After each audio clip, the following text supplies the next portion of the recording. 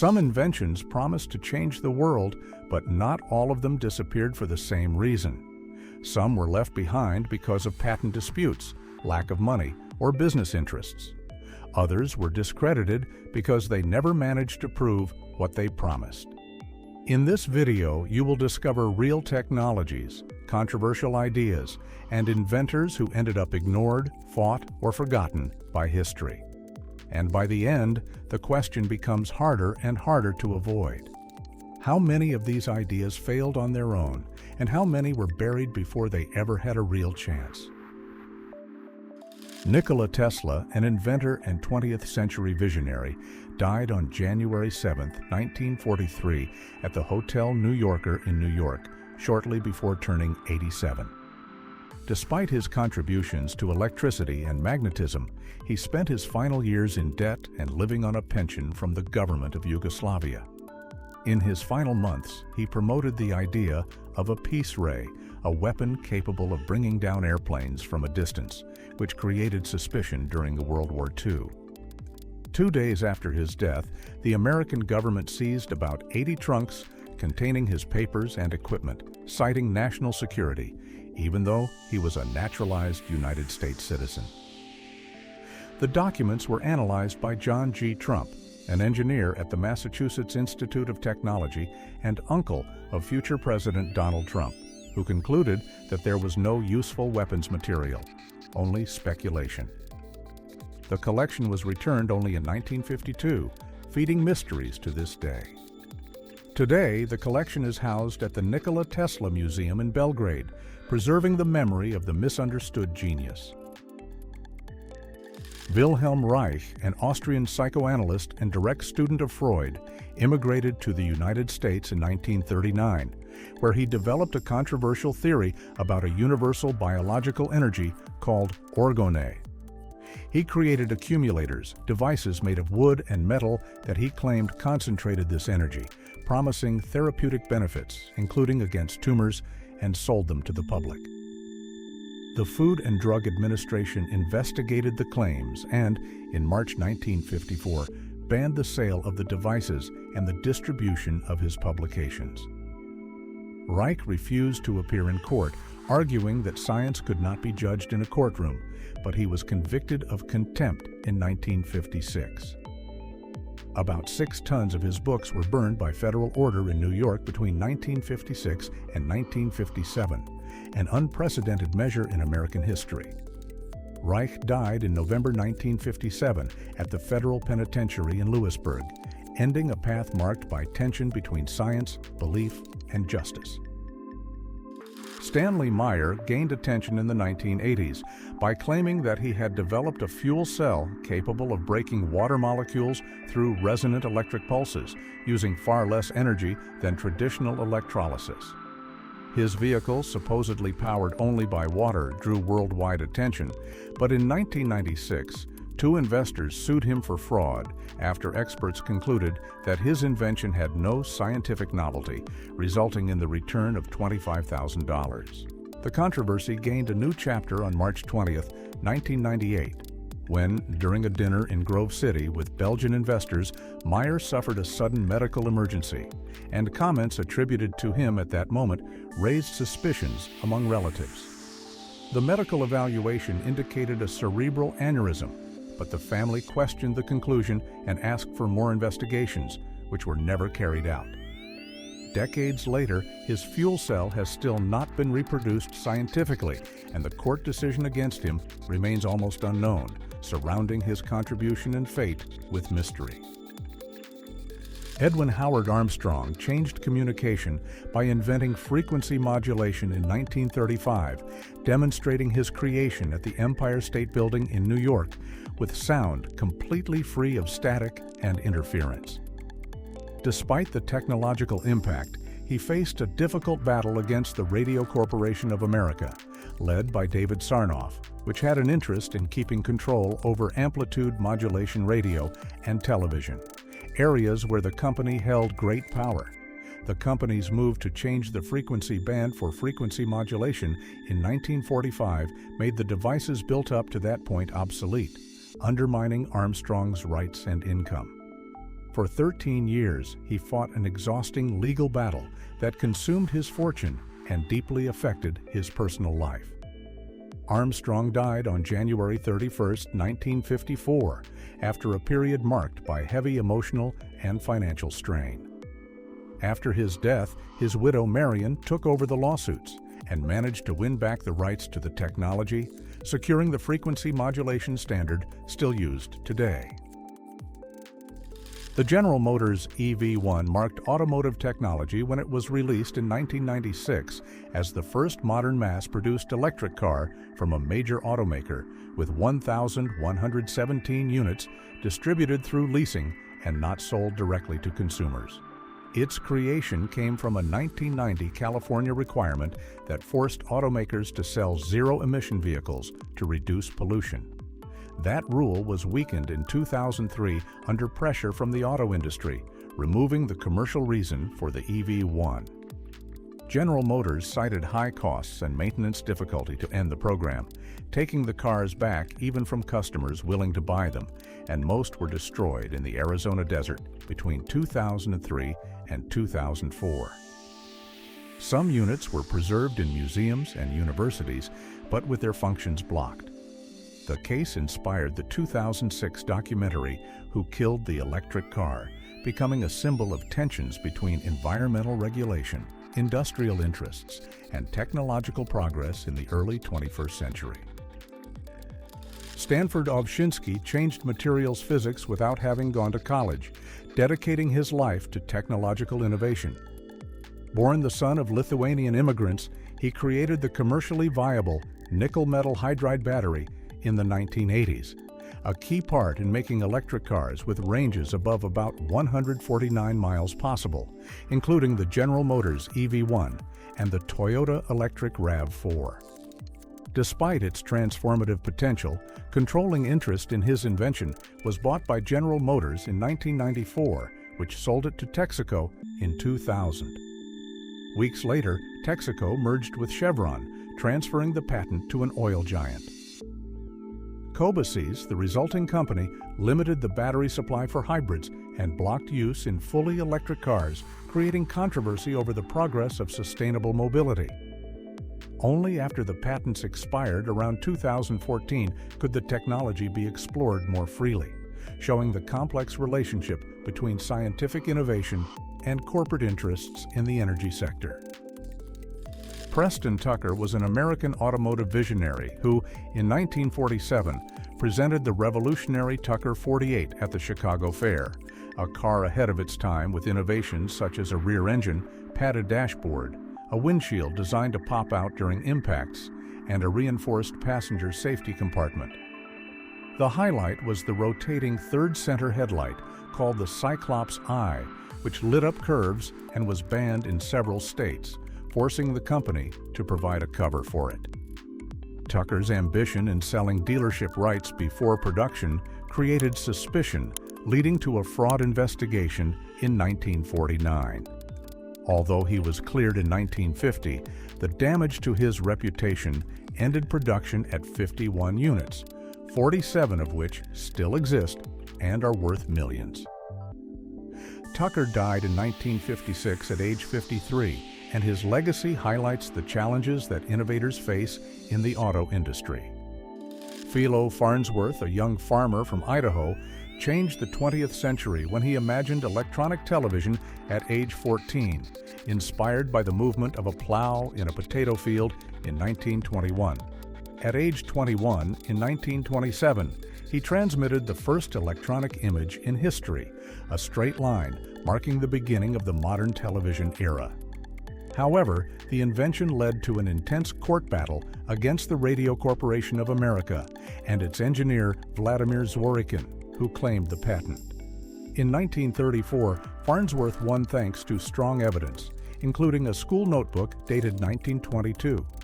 Despite the victory, the Radio Corporation of America only agreed to pay royalties in 1939, a historic exception, but the outbreak of World War II stopped civilian production, and when the television market exploded in the 1950s, the patents had already expired, depriving Farnsworth of the profits. His relationship with the invention became bitter, and in 1957, as a mystery guest on a television game show, he was ignored by panelists who did not recognize him as a television pioneer. Antonio Meucci was an Italian-American inventor whose role in creating the telephone was overshadowed by money problems and legal battles in the 19th century. In 1854, while living in Staten Island, New York, Meucci developed the teletrafono, a device that carried voice through wires and that he used to communicate with his sick wife in the basement of his home. Without enough money to pay for the full $250 patent, he filed only a caveat in 1871, a notice of invention that had to be renewed every year for $10, but he failed to renew it in 1874 because he lacked the money. 2 years later, Alexander Graham Bell filed his patent, leading to a long legal case that Meucci never saw completed, since he died in 1889. Only on June 11, 2002, did the United States House of Representatives officially recognize Meucci's importance in the invention of the telephone, highlighting his quiet struggle and historical significance, which took more than a century to be validated. In 1901, Nikola Tesla built Wardenclyffe Tower, a 187-foot structure in Shoreham, Long Island, with the goal of transforming wireless transatlantic communication and sending electric power around the world for free. The project received an initial investment of $150,000 from banker J.P. Morgan, but Tesla's true ambition, distributing electricity without a meter, was not accepted once it was revealed. Morgan, worried about the financial viability and already facing Marconi's radio communication technology, stopped the funding. With no money left, the tower was abandoned and was eventually demolished in 1917 to pay debts, with its parts reused as scrap during World War I. Wardenclyffe became a symbol of Tesla's visionary ideas, which challenged the technological and economic limits of his time and anticipated modern debates about free energy and telecommunications. Victor Schauberger, an Austrian forest ranger with no formal engineering training, changed how people understood water movement by studying its spiral flows in rivers and waterfalls during the 1920s and 1930s. Convinced that conventional engineering damaged water's natural energy by forcing it through straight pipes, he developed channels that used the water's rotation and temperature to move heavy logs, inventions that were actually put into use. Later, Schauberger designed vortex-based machines, including the controversial Repulsine, a disk that promised to generate energy and lift from rotating air. Recruited by the German regime during World War II to adapt his ideas for military purposes, he considered that period the bitterest of his life. Although drawings and photographs remain preserved, no working prototype survived, which fed the mythology around his inventions and left a legacy of fascination and mystery in the history of alternative engineering. Robert Kearns, an engineering professor in Detroit, turned a personal experience involving vision damage from an accident into a revolutionary invention for the auto industry. In 1963, inspired by the way the human eye blinks at intervals, he developed an intermittent windshield wiper with an adjustable pause, patented in 1964. The innovation promised greater safety and comfort while driving in the rain, but when Kearns presented his device to Ford in 1967, he was ignored after a detailed review. When the automaker released its own intermittent wiper in 1969, he began a legal battle that would last more than 20 years, even handling his own defense because of the costs and personal strain. He won a historic victory in 1990, forcing Ford to pay millions in damages, followed by Chrysler in 1992. His case became a symbol in the fight against the improper use of inventions by large corporations, showing the hard resistance faced by independent inventors in the 20th century. On March 23, 1989, chemists Martin Fleischmann and Stanley Ponce announced at the University of Utah the creation of cold fusion, a process that supposedly allowed nuclear fusion at room temperature using a palladium electrode immersed in heavy water. The announcement came before peer review, creating distrust, but Fleischmann's reputation led many laboratories to try to reproduce the experiment. Despite occasional reports of excess heat, no group detected the expected neutrons and tritium, and in November 1989, a United States Department of Energy panel concluded that there was no solid evidence. The backlash was devastating for the scientists, who lost credibility and careers, moving to a Toyota-funded laboratory in France that closed in 1998. Stanley Pons gave up his American citizenship, and since then, cold fusion has been seen as an emblematic case of both the fragility and rigor of the scientific method. Andrea Rossi, with physicist Sergio Focardi, presented the ECAT in Bologna on January 14, 2011, a device that supposedly generated heat through a reaction between powdered nickel and pressurized hydrogen, promising a new energy source beyond conventional chemical processes. Despite the interest, Rossi never allowed an internal inspection of the reactor during tests, and the favorable data came from external measurements using equipment he provided, creating controversy and criticism. In 2013, the American company Industrial Heat bought the rights for $11.5 million, with a promise of $89 million more after testing, but refused payment in 2016, claiming there was no scientific proof. Rossi sued the company, and the case ended in 2017 through a no-fault settlement. 15 years after the announcement, no ECAT reactor has had its functionality independently proven, no product has been sold, and Rossi continues to present new models, making this case one of the biggest challenges between innovation, science, and skepticism.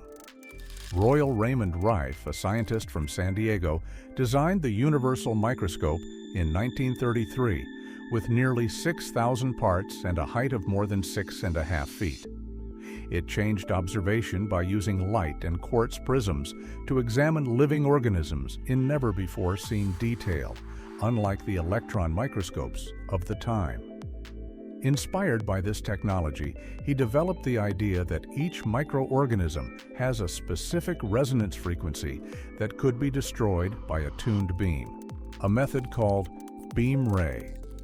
In 1934, a study was claimed at the University of Southern California involving terminal patients with extraordinary results, although no official records existed, creating controversy. The loss of credibility grew in 1939 when his partner was accused of fraud, breaking up the project and isolating Rife. He died in 1971, but Rife machines still cause legal disputes today, revealing a legacy marked by scientific ambition and the struggle for recognition. Tom Ogle, a self-taught mechanic from El Paso, Texas, became famous on April 30, 1977, after driving a 1970 Ford Galaxy for about 100 miles, using only about half a gallon of gasoline, thanks to a system that removed the traditional carburetor and fuel pump. Using a black box that used engine vacuum to vaporize fuel before intake, Ogle proposed a revolution in vehicle efficiency and registered United States patent 417-9. His 7-liter, about 427 cubic inch V8 engine, which would normally burn far more fuel, surprised people by reaching between 70 and more than 100 miles per gallon, although those numbers were never confirmed by independent tests. Despite the interest, Ogle refused to sell the patent because he wanted the technology to be produced. He died in 1981 at age 27 in controversial circumstances, with different versions of the factors involved and unclear records about his age, adding mystery to a life marked by innovation and challenges. Rudolf Diesel, inventor of the engine that bears his name, made an impact when he presented an engine powered by peanut oil at the 1900 Paris Exposition, defending farmers' independence in fuel production and challenging the rising oil industry. His disappearance on September 29, 1913, remains wrapped in mystery. While crossing the English Channel on the steamship Dresden toward England to open a factory, Diesel vanished without clear traces, since his cabin was intact and his coat was folded on deck. 10 days later, personal items recognized by his son were recovered in the North Sea, but no definitive trace of him was found. The investigation considered the possibility of a voluntary act, since Diesel faced financial trouble and left his wife a bag with 20,000 marks and a notebook symbolically marking the day. However, the tense climate before World War I and his industrial projects raised doubts about a possible conspiracy, keeping alive a debate over the real causes of his disappearance. Lester Hendershot, a mechanic from Pennsylvania, drew attention in 1928 when he announced a fuel-free generator that promised to pull energy from Earth's magnetic field through coils and capacitors without a battery or electrical connection. His invention attracted military interest, leading to official tests at Selfridge Airfield in Michigan, where, on February 25th, aviator Charles Lindbergh, a worldwide hero, watched the demonstrations. During the experiments, Hendershot suffered a strong electric shock, had to be hospitalized, and went through a recovery period while also dealing with lasting damage to his vocal cords. After the incident, the inventor was discredited by the press that had once supported him. Even so, he continued research for 3 decades, presenting new models to the United States Navy in the 1950s without success. In 1961, he died in his garage. The official cause was listed as carbon monoxide exposure, but his family expressed doubts, closing a story marked by hopes of an energy revolution and by the creator's personal suffering. T. Henry Moray, an electrical engineer from Salt Lake City, developed a device between the 1920s and 1930s that he said produced enough radiant energy to light 35 bulbs and power an iron, connected only to an antenna and the ground, with no connection to the power grid. Public demonstrations between 1931 and 1939 impressed engineers and officials, since Moray claimed the equipment could reach up to 50 kilowatts. However, he refused to reveal the internal workings or provide his semiconductor for analysis, fearing the idea would be stolen. The mystery grew with reports of break-ins at his laboratory, damage to equipment, and damage to his car in 1940, leading to police complaints with no solution. Moray died in 1974, and the device disappeared, keeping doubts alive about the source of the energy, which some believe may simply have come from nearby power lines, an unsolved enigma.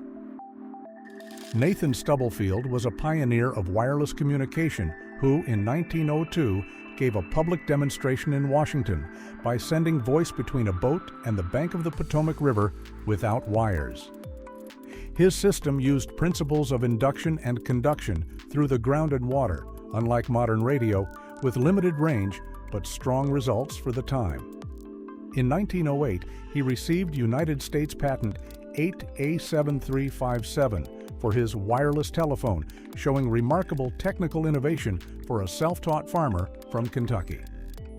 Despite early success and press interest, Stubblefield feared that businessmen would take his invention, which led him to break with partners and refuse new demonstrations. This caused the company tied to his patent to fail, and he returned to rural life in poor conditions. He died in 1928, isolated and poor, after destroying many of his devices to prevent misuse. His story shows the challenges faced by inventors outside industrial centers in the early 20th century, whose genius was not always recognized during their lives. In 1924, executives from giants such as Osram, Philips, and General Electric met in Geneva to form the Phoebus Cartel, which changed the incandescent light bulb industry for the worse. Although they claimed they were standardizing products, their real goal was to artificially limit bulb life, which had once reached up to 2,500 hours, cutting that limit to only 1,000 hours. To enforce the rule, they created a strict fine system for manufacturers that exceeded the set ceiling, documenting everything with precise minutes and reports. This strategy is the best documented example of planned obsolescence, a practice meant to speed up product replacement and maximize profits. The cartel operated until 1939, when the outbreak of World War II broke the agreement. Curiously, to this day, a handmade bulb made by Shelby Electric has lit a fire station in California since 1901, symbolizing the durability that Phoebus, in a way, tried to erase. Henry Ford, a pioneer of the American auto industry, gave a striking demonstration in 1941 to highlight innovation in his vehicles. He hit the trunk of a car with an axe because its body was made from reinforced plastic material known as plant resin to prove its resistance to dents, something unusual in an era dominated by steel. This action symbolized Ford's search for lighter and more durable alternatives during the unstable global situation of World War II, when steel shortages forced the industry to adapt. The automobile, displayed in Dearborn, represented a technological advance that connected sustainability and efficiency while challenging the industry's traditional rules. The image of the public demonstration, with Ford in formal clothing and a determined expression, was used to promote this innovation, which anticipated the evolution of materials in vehicle manufacturing and influenced future practices in the auto industry. John Canzias, a retired broadcast engineer from Pennsylvania, faced leukemia with an inventive mind that led him to create a radio frequency device to heat metal nanoparticles inside tumors, aiming for less invasive treatments. In 2007, during an experiment using this generator for desalination, he surprised people by making seawater burn inside a test tube, a phenomenon that drew attention because the flame stayed lit while the radio waves remained active. This reaction was confirmed by Rustam Roy of Penn State, who explained that the waves break bonds in saltwater, releasing flammable hydrogen. However, the process uses far more energy than the flame produces, ruling it out as a practical energy source. Canzias never claimed he could generate free energy, but the internet distorted the idea and created a myth. Although he died in 2009, his advance is still being explored in clinical research, especially in medicine, where its real potential lies.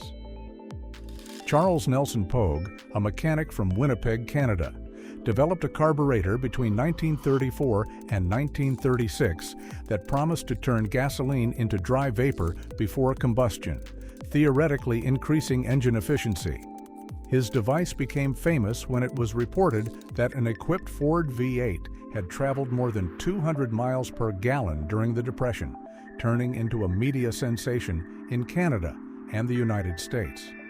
However, no independent proof confirmed those results, since Pogue never allowed tests with sealed tanks controlled by laboratories.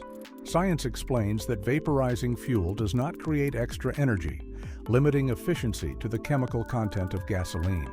Despite the loss of credibility and the abandonment of the project, he continued making oil filters until the end of his life. The myth of 200 miles per gallon survives to this day, returning during cycles of rising oil prices and symbolizing the hope for miracle solutions during energy struggles. Joseph Newman, a self-taught inventor from Mississippi, became controversial in 1979 when he applied for a patent for a device that he said produced more energy than it used, based on the equivalence between mass and energy. His idea suggested that the matter inside magnets contained an accessible source of energy through movement, challenging the laws of physics and creating skepticism. The United States Patent Office rejected the application, classifying the device as a perpetual motion machine and demanding prototypes. Newman gathered more than 30 sworn statements, including from former employees of the National Aeronautics and Space Administration, saying the motor worked. The case went to federal court, which ordered tests in 1986 showing that the energy produced was lower than the energy consumed. Newman challenged the results until his death in 2015, keeping followers who continue to reproduce his machine, representing an episode in the clash between official science and marginalized inventions in the 20th century. Bruce De Palma, brother of director Brian De Palma, became known for research at the Massachusetts Institute of Technology and Harvard before moving forward independently in experimental physics. In the 1980s, he developed the N machine, a homopolar generator that used a fast-spinning magnetized disk to collect energy, a concept based on Faraday's discoveries in 1831. His controversial claim that the device produced more electrical energy than the mechanical energy it consumed created debate, suggesting that it captured energy from space. Traditional tests did not confirm this surplus, attributing the results to inaccurate measurements of magnetic torque. De Palma moved to New Zealand, where he died in 1997, but his notebooks continue to inspire independent researchers interested in possibilities still poorly understood by science.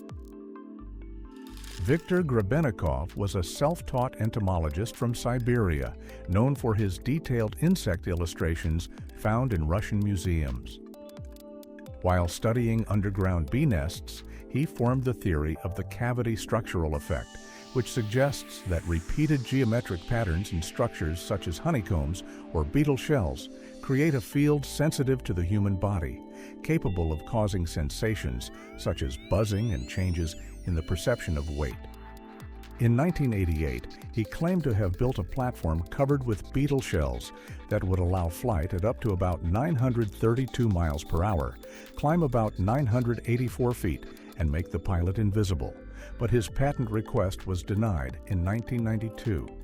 His 1997 book describes these experiences, but the photos showed staged images and the technical diagrams were not presented. Grebennikov died in 2001 without publicly demonstrating his inventions, leaving his story between scientific curiosity and mystery. In 2008, Gennapax, a Japanese automaker from Osaka, surprised people by presenting an electric car that promised to run only on water. The vehicle used an electrolytic membrane power generator, offering about 1 hour of range at 50 miles per hour with 1 liter or about 1 quart of ordinary water, whether from a faucet, rain, or tea. The exact operation was never revealed because the company claimed a patent was pending and did not allow the compartment to be opened during demonstrations. Experts suggested that the energy came from a chemical reaction between water and a reactive metal, such as metal hydride or boron, releasing hydrogen while the metal was consumed, meaning it was not truly powered purely by water. Without clarification and amid skepticism, Gennapax shut down its website in 2009 because of a lack of resources and disappeared from the market, leaving questions that still fuel debate today. John Worrell Keely was an American inventor who, in the late 19th century, claimed to have discovered a revolutionary energy called etheric force, capable of powering engines without conventional fuel. His Keely Motor Company attracted investor interest in Philadelphia for almost 30 years, reaching a value in the millions, supported by demonstrations that seemed real, where the sound of a harmonica or violin made the engine run. However, Keely never presented an independently working device and kept asking for more time and money to improve his invention. After his death in November 1898, an inspection revealed a complex network of tubes and a compressed air sphere hidden in the basement, exposing an elaborate fraud. This episode became a turning point in the history of technology, pushing the public and the scientific community to demand stronger independent proof before accepting new discoveries.